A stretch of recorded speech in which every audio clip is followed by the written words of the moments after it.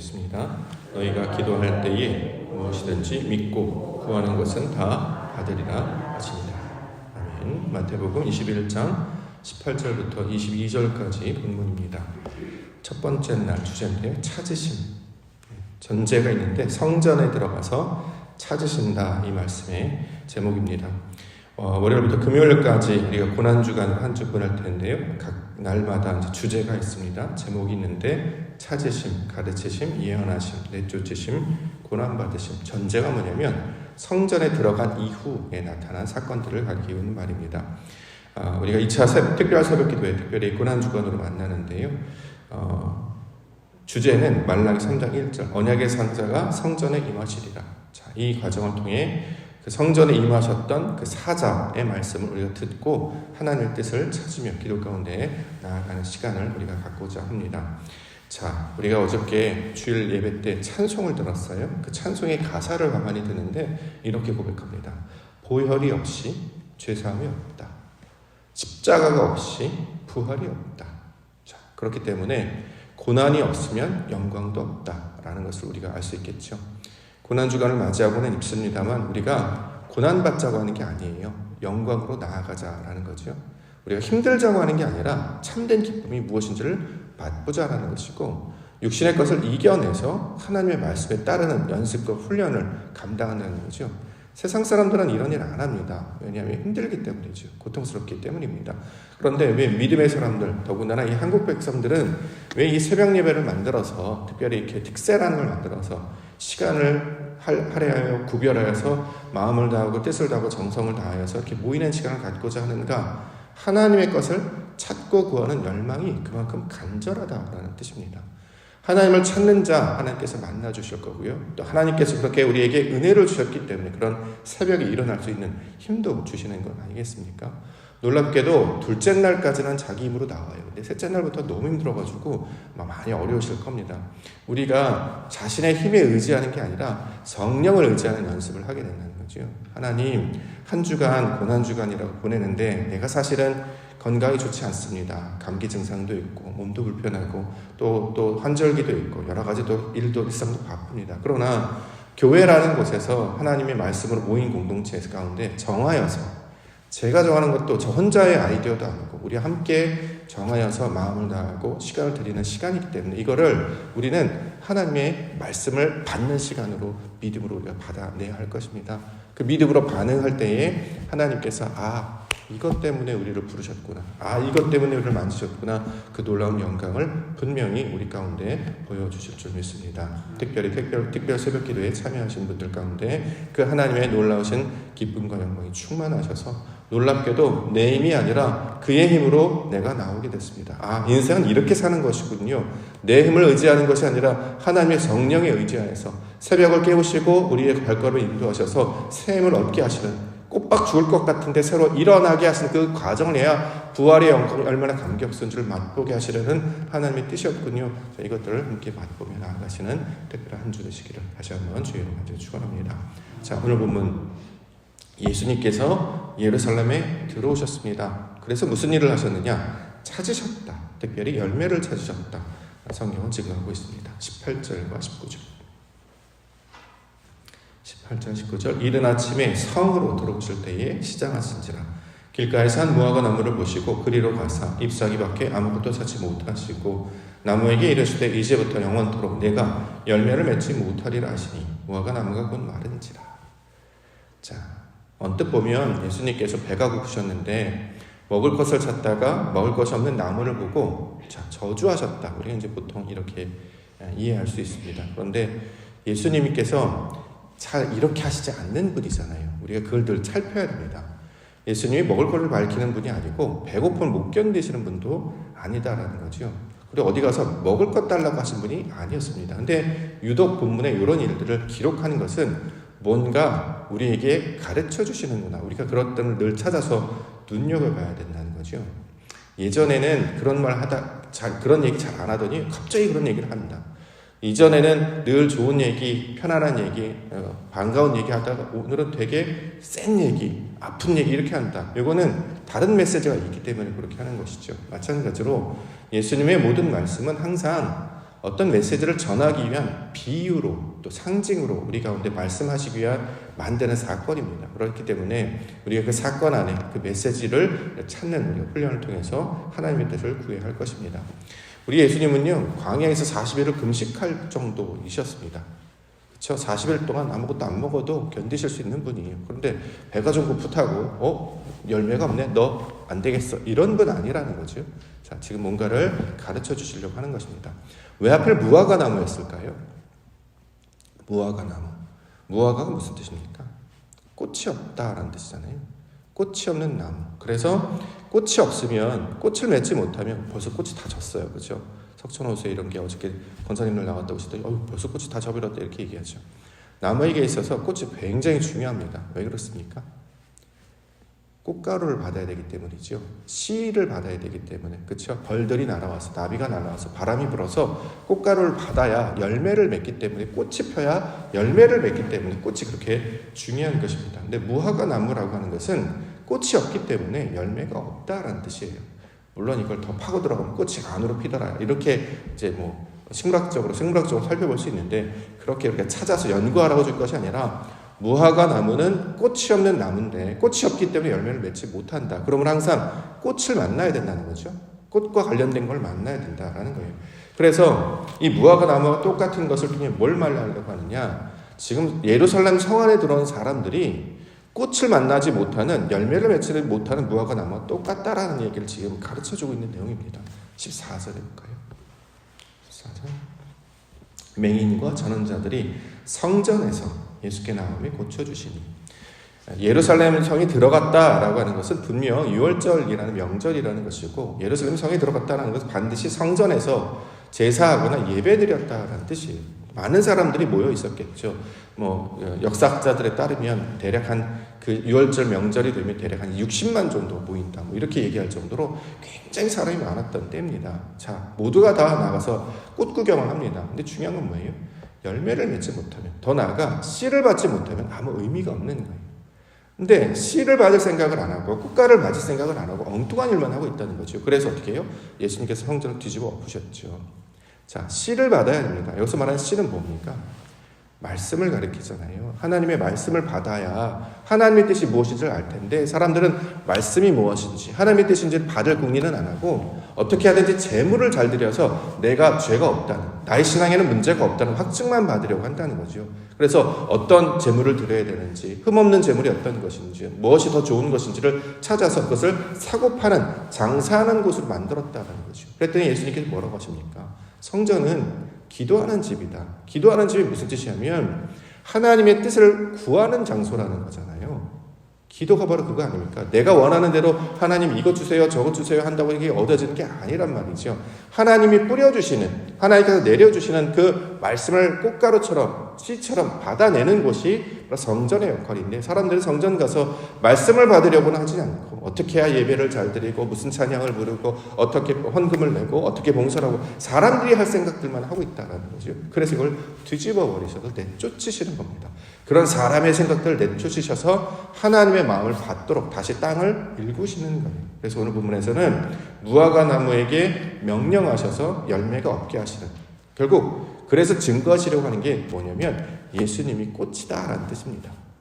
예수님을 만나야 씨를 받게 되고 씨를 받아야 열매를 맺는 거 아니겠습니까? 그래서 예수님께서 씨를 내려주시죠. 뭡니까? 말씀을 우리 가운데 가르쳐 주시죠. 그러면 그 말씀 우리가 잘 받아내요. 그러면 이 받아내면 우리가 그 말씀을 받아내서 간직하는 걸 성경에서 믿음이라고 하잖아요. 믿음은 그냥 내가 하고 싶은 대로 믿습니다 하는 게 아니라 말씀이 반드시 있어야 돼요. 하나님 그렇게 말씀하셨으니 그렇게 될 줄 믿습니다라고 해요. 자, 그렇기 때문에 우리 안에 말씀이 있는가, 꽃이 있는가, 예수님을 만났는가. 예수님을 만난 사람은 꽃이 있습니다. 꽃을 만나면 말씀이 있습니다. 씨가 있다라는 거죠. 예전에도 말씀드렸죠. 왜 졸업할 때 사람들이 꽃을 선물하는가? 왜 생일이 맞았을 때, 연인에게 사랑을 고백할 때 꽃을 선물하는가? 향기 때문에? 예뻐서? 아니에요. 열매 맺으라는 겁니다. 꽃은 길어야 열흘이에요. 잠깐 폈다 지는 거 아니겠습니까? 꽃의 목적은 자기의 영광을 드러내려고 하는 게 아니라 씨를 맺으려고. 그러니까 온몸 다해서 빛을 발하는 것은 나에게 좀 찾아와 달라 아닙니까? 마치 백성들이 성령이여 하나님이 찾아오셔서 나에게 말씀을 좀 부어주세요. 신약 가운데 사람들이 갈급했던 일은 이상이 없고 말씀이 없었던 시대 아니었습니까? 그래서 말라기 선지자를 통해서 주셨던 말씀, 분명히 언약의 사자가 성전에 임하신다고 약속해 주셨는데 왜 아무도 찾지 않아서 아무런 선지자들이 나와서 아무런 말을 안 하는 거예요. 여러분 새벽 예배 나오셔야 됩니다. 기도하셔야 됩니다. 찬송하셔야 됩니다. 눈물로 뜨겁게 붙드셔야 됩니다. 왜 아무 이런 얘기를 안 하는 거예요? 그런 얘기를 안 하니까 그냥 신앙생활 아무 문제 없어서 이렇게 해도 괜찮아. 우리 교회는 그런 거 강요 안 해. 헌금 강요 안 해. 기도하라고 얘기하자. 봉사하라고 얘기 안 해. 얼마나 편한 교회야. 문제 있는 교회입니다. 왜요? 다그치질 않잖아요. 깨어있으라고 누가 독촉하지 않게 깨우질 않는데 파수꾼이 와서 자 적들이 오고 있습니다. 아무데나 외치는 사람이 없는 거예요. 헌금을 어떻게 해야 돼요? 봉사를 뭘 해야 됩니까? 뭘 먹어야 맛있습니까? 이런 얘기는 하지 하나님 깨어있어야 됩니다. 그 하나님의 말씀을 뜨겁게 전달하는 메시지가 없는 것에 대해서는 우리도 아무도 찾지 않는 거죠. 그렇기 때문에 그런 사람들을 가르쳐서 무화과 나무와 똑같다라는 거죠. 우리가 이 고난중간에 바뀌는 과정으로 나아가고 있는데 예수님이 우리를 만나주시고 그가 말씀하여 주시는 걸 붙드는 연습, 이거를 우리가 감당을 해야 할 것입니다. 우리의 현대교회 가운데는 어떻게 합니까? 현대교회 가운데는 다른 게 아니라 놀랍게도요, 이 부족한 종을 통해서 역사하신다는 거죠. 그렇죠? 제가 뭐라고 여기서 그걸 외치겠습니까? 저는 뭐 제대로 합니까? 저도 부족해요. 그런데 저에게 말씀을 주셔서 외치게 하는 거죠. 엄청 참습니다. 엄청 참아요. 그러나 조금씩 이렇게 세어나서 얘기합니다. 그러면 부디 우리 성도님들 하나님의 것을 받으세요. 다른 거 아니잖아요. 원래 반드시 해야 되는 거잖아요. 원래 내가 하지 원래 안 했는데 새롭게 오시더니 뭔가 자기 잘난 척한다고 막 우리 보러 힘든 것이 이게 아니라 원래 우리가 해야 되는 가장 기본적인 것들이었던 것입니다. 왜 이렇게 하느냐? 그래야 말씀을 사모하게 되고 그래야 하나님을 만날 수 있기 때문에. 저는 어차피 나중에 다 사라질 사람이에요. 그렇지 않습니까? 저는 막 소리 지르다가 하나님이 내려가라 그러는 게 싹 내려가는 사람이에요. 근데 뭘 말하냐? 하나님 만나셔야 됩니다. 붙드셔야 됩니다. 깨어있으셔야 됩니다. 제가 권면할 때 더 힘든 사람이 와서 막 혼내기 전에 말씀으로 받고 그래 새벽 예배 나왔어요. 왜 나왔어요? 목사님이 나오라고 했어요. 복 받은 교회입니다. 그게 그렇잖아요. 목사님 핑계 댈 수 있잖아요. 왜 투덜투덜 목사님 막 욕하잖아요. 힘들게 해, 어렵게 해. 복 받은 교회예요. 왜? 하나님 말씀에 붙잡으라고 이렇게 애를 쓰니까. 원래는 고약한 선생을 만나요. 훌륭한 제자가 나오는 거죠. 원래 착하고 덕 있는 분 만나고 이 학생이 잘 되는 게 아니라 공부 엄청 시키고 엄청 훈련시키고 지옥의 훈련을 맛본 자가 돼야 경기장에 가서 가볍게 뛰어다니면서 승리하는 건 아니겠습니까? 자, 우리가 그것을 사모하는 시간을 가져야 된다는 거죠. 그래서 제가 어저께 특별 새벽 기도에 나오셔야 됩니다라고 강조를 하는 거예요. 이제 안 나오기만 해봐. 꼭 나오세요. 너무 행복한 시간입니다. 언제 이런 시간을 가질 수 있을까요? 왜 나오라고 자꾸 하느냐? 예수님을 만나시고 그가 전하신 말씀을 받기 위함입니다. 그래서 그 말씀을 받으면 이걸 믿음이다 이렇게 얘기합니다. 21절 예수께서 대답하여 이르시되 내가 진실로 너희에게 이르노니 만일 너희가 믿음이 있고 의심하지 아니하면 이 무화과 나무에 된 이런 일만 할 뿐 아니라 이 산더러 들려 바다에 던져지라 하여도 될 것이다. 자, 믿음이 있다라는 걸 뭐냐면 예수님이 우리에게 씨를 뿌려주셨어요. 말씀을 전해주셨어요. 우리가 이걸 아멘으로 받습니다. 예수님이 이렇게 하라고 했지. 말씀이 그렇게 나왔지. 우리가 받아요. 이걸 믿음의 상태라고 하는 거예요. 그렇기 때문에 믿음의 상태가 되면 뭘 할 수 있느냐? 산더러 바다에 던지다 이 말이 무슨 뜻이냐면 성령의 감동을 통해 우리가 하나님의 진리의 바다에 들어가는 걸 가리키는 말입니다. 하나님의 영광의 그 세계로 들어가는 거예요. 이걸 이제 이렇게 묘사를 하는 것이지 저 눈에 드는 산을 막 들어가지고 기적을 해가지고 산들어서 뭐 하려고요? 물에 빠뜨려서 홍수밖에 더 나겠습니까? 그거 하는 게 아니라 우리가 하나님의 영광의 그 지경에 들어가는 거예요. 예수님의 말씀을 받으면 하나님의 뜻을 알았으니 이제 창세기를 통해서 요한계시록의 말씀 모든 것들이 쫙 펼쳐지게 되는 거죠. 물이 바다 덮음같이 여호와를 아는 지식으로 충만케 되는 상태가 될 것이다. 이걸 믿음이라고 한다. 이제 이렇게 가르쳐주고 있습니다. 그러면 이 말씀에 우리 마음 가운데 품게 되면 이게 막 자라가게 돼요. 하나님 아는 지식이 막 자라가게 되죠. 그럼 뭘 기대하게 되냐? 놀랍게도 그때부터는 내 뜻대로 기도하지 아니하고 하나님이 하실 일을 내가 기대합니다. 하나님 나라를 소망합니다. 놀랍게도 그런 일이 펼쳐진다라는 거예요. 그래서 기도 이야기가 나오는 거죠. 22절. 너희가 기도할 때에 무엇이든지 믿고 구하는 것은 다 받으리라 하신다. 자, 기도할 때 무엇이든지 믿고 구하면 다 받게 될 줄 믿습니다. 이걸 우리가 기도하는 거잖아요. 뭘 구하는 거죠? 뭘 받는 거죠? 잘 되게 되는 거예요? 아니에요. 그건 아무 상관이 없는 거예요. 잘 된다고 해서 잘 되지 않잖아요. 여기서 말하는 믿고 구한다라고 하는 건 다른 게 아니라 하나님을 믿고 하나님을 구하면 하나님을 받으리라, 이 뜻이에요. 다시 말해 하나님의 나라를 구할 거고 하나님의 나라를 받게 된다는 거예요. 소위 말하는 천국을 우리 가운데 임하게 된다는 거죠. 근데 이걸 구하지 않고 사람들이 뭘 구해요? 먹을 것 주세요, 입을 것 주세요, 마실 것 주세요. 엉뚱한 걸 구하니까 안 나타나요. 먹을 게 없어요, 솔직히? 입을 게 없습니까? 마실 게 없어서 구해요? 있잖아요. 있는데 더 구하는 건 아닙니까? 그걸 구하라는 게 아니라 우린 눈에 보이는 걸 구하는 게 아니에요. 하나님을 구하는 겁니다.